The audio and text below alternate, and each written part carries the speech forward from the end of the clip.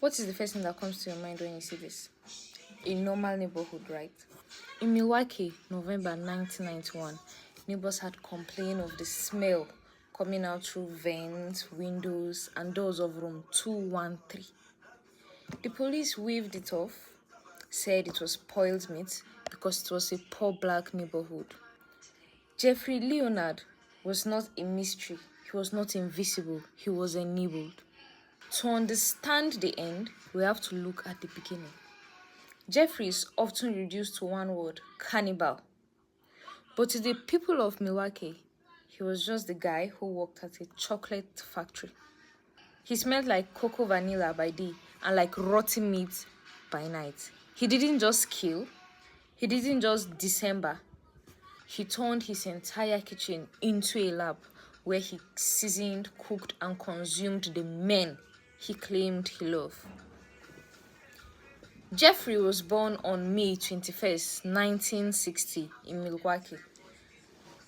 His early childhood was normal until age 4, when he underwent surgery for double hernia. His father, Leonard, said Jeffrey became noticeably and withdrawn after the procedure. Nothing much. Till his early teens, he started having animal obsession. He began collecting roadkill. He didn't just study them. He would dissolve their flesh in acid or bleach to study the bones. A practice his father, who was a chemist, unknowingly encouraged, thinking his son was just piquing an interest in science. In high school, Jeffrey began drinking. He became a heavy drinker, often bring spiked vodka to class. He gained a reputation as class clown, faking seizures and all that, just being a notorious teenager, really. And 3 weeks after graduation in 1978, Jeffrey's parents divorced and left him alone in the family home. Few weeks later, a young black man named Stephen Hikes walked into the house and never came out. Jeffrey didn't just kill, he crushed his bones into dust. This moment changed everything. He realized something terrifying. Taking a life didn't repel him, it relieved him. From that moment on, death became a tool. Jeffrey lived in the shadows. He joined the army, which he was discharged for excessive drinking. So he moved in with his grandmother, Catherine. It was during that time his fantasies returned. In 1987, Dharma killed his second victim, Stephen Tommy.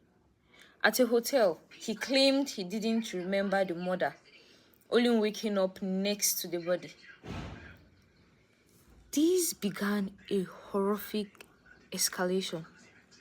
He developed a pattern. Between 1987 till 1991, he lured men, mostly black, Asian, or Latino, people the police of that era often ignored, from gay bars or malls to his home with promise of money for nude photography. He would drug them with halcyon, strangle them, and then engage them in necrophilia. Think of Conrad, only 14 years old. He managed to escape. He was bleeding in the street, dazed. 2 police arrived. Neighbors pleaded with them to help the boy, especially Jeffrey's neighbor, Pamela Bass. But Dharma, calm, polite, and white, convinced same-sex affair. They walked Conrad back into Dharma's apartment, ignoring the neighbor's words. They handed a child back to his killer. That is the true horror of that story. It wasn't just Jeffrey's insanity. It was the system that chose to believe a killer over his victims. Toward the end of his spree, Jeffrey began consuming part of his victim. He had specific heart, liver, kidney, biceps. He also attempted to create permanent companions by drilling holes into the skulls of living victims, injecting acid, and pour boiling water or hydrochloric acid into their brain tissue, hoping to induce a zombie submissive state. He didn't just kill his victims, he wanted possessions. He wanted a living body that had no will of its own. He would often sit with them, watch TV with them, and wait for them to wake up as his permanent slaves. But they never did. They only died in agony, leaving them alone once again with a fresh corpse and a new set of knives. Dema's actions were not just done, it was planned. He believed he could engineer obedience, erase free will, and replace human connection with domination. This isn't just a story of a cannibal who cooked and ate his victims. It is a story of a neighborhood who knew something was wrong, reported, and were ignored by biasness of the system because they were reporting from a black neighborhood. Pamela Bass, his next door neighbor, called police severally, but they waved it off. Imagine a mind so twisted that death is not enough. He wanted obedience. He wanted his victims to never leave. And when they resisted, he found a way to make them stay forever in the most horrific way possible. Imagine turning someone into a zombie because you wanted possessions and dominance. Until on July 22nd, 1991, someone he picked, Tracy, was lured to the apartment, but he sensed danger when he smelled the air and saw the blue drum. Despite being handcuffed, he punched Dema and fled into the street, flagging down the police officers who finally ended the 13-year madness. In an interview, Jeffrey claimed when the police came, they did not attempt to enter his apartment. They asked him where the key to Tracy's handcuffs were, but he was so confused. Instead, he pointed to his bedroom. That was when they saw 7 bleached skulls kept on his cabinet, just like an artwork. And they knew immediately that something was wrong. He was in his prey. He was confused. That was when everything started coming out. In the kitchen alone, his consumption area, in his fridge, there were freshly severed human head that was found on the bottom shelf, staring at the police officers. The freezer has 2 human hearts and a muzzle wrapped in a plastic bag, labeled like grocery store meat. In his cabinet, they found salt and soy sauce, which he used to season the meat. No actual food, just salt and meat seasonings.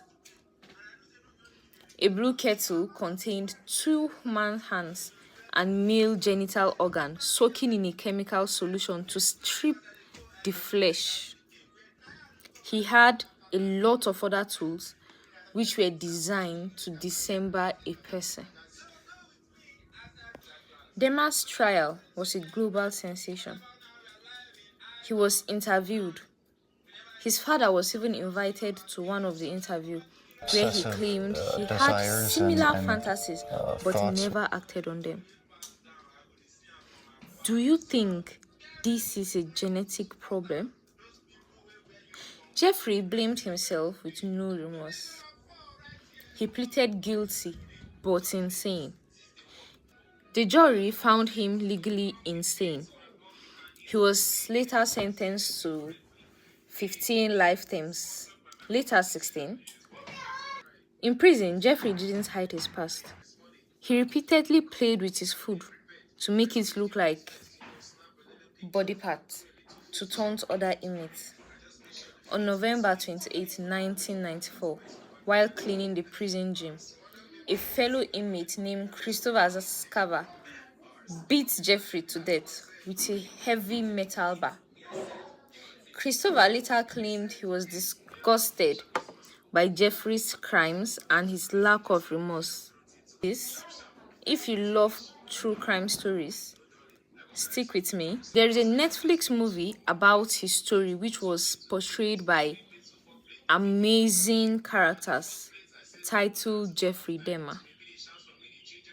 Of what happened during the 6 hours before the last victim ran out of the apartment. I heard a knock on the door, and the police were there with the last victim. They asked me where the key was to the handcuffs. My mind was in a haze. I sort of pointed to the bedroom, and that's where they found the pictures. And they yelled, "Cuff him." And I was handcuffed, and it was just the realization that there was no point in trying to hide my actions anymore. The best route was to help the police identify all the victims and just make a complete confession. I had these obsessive desires and thoughts wanting to control them, to, I don't know how to put it, possess them permanently. And that's why you killed them? Right. Not because I was angry with them, not because I hated them, but because I wanted to keep them with me. And as my obsession grew, I was saving body parts such as skulls and skeletons. Jeffrey Dahmer is recalled